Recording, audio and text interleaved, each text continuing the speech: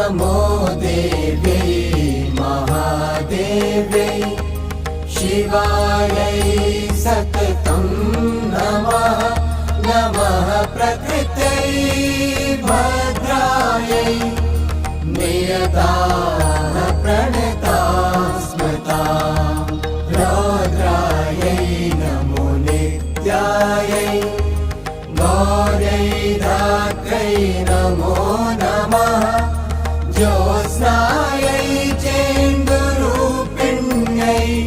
सुखायै सततम्